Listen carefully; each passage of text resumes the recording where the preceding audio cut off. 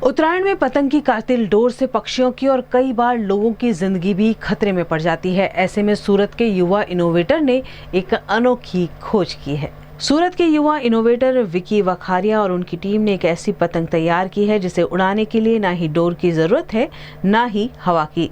दिन में तो ठीक, लेकिन रात में भी बटरफ्लाई बनकर यह पतंग आसमान को रंगों से भर देता है।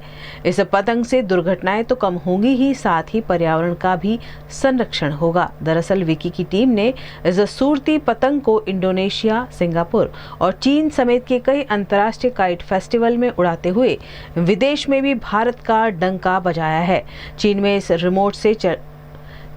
रिमोट से उड़ने वाली पतंग को सिल्वर प्राइज भी मिला है। यह पतंग बिना डोर के रिमोट से उड़ाया जाता है, जो पतंग उड़ाने की मजा तो देता ही है, लोगों की जिंदगी को खतरे में डालने से भी रोकता है। आरवी इस पतंग को बनाने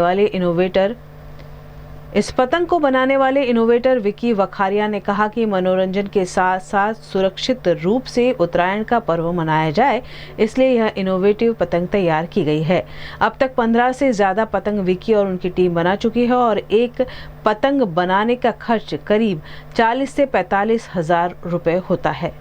અમે લોકો લાઇટ વાળા પતંગ તો બનાવ્યા છે, એમાં લાઇટિંગ પણ છે અને સાથે સાથે બીજી ખૂબી એ છે કે આ પતંગ એવો છે કે હવા હોય કે નહીં હોય પણ આ આકાશમાં ઉડે અને અને આ પતંગ રિમોટ કંટ્રોલથી ઉડવા વાળો પતંગ એકાદ વાર આવી રીતના બેઠા હતા અને જોતા ન્યૂઝમાં સાંભળતા હતા કે કોઈના ગળા કપાય છે, કોઈ પક્ષીઓ દૂરથી લપતાઈ જાય છે અને આ બધું ઘણાની ઈજા થાય છે ને, એ જોઈને બહુ દુઃખ થતું હતું કે ભાઈ ચલ એવું કંઈક બનાવીએ કે જેનાથી આપણે રિમોટથી આ પતંગને ઉડાવી શકીએ અને પછી આ રીતે અમને ખ્યાલ આવ્યો। આ બનાવવામાં મહેનત અમને શરૂઆતમાં બહુ લાગી, કારણ કે બહુ R&D કરી, કારણ કે પહેલી વાત તો આવો મગજમાં વિચાર આવે કે રિમોટથી પતંગ ઉડાવો એટલે જ બહુ અઘરું છે અને પછી એને વિચારને જ્યારે તમારે હકીકતમાં ગોઠવવું હોય ને ત્યારે બહુ અઘરું પડે છે।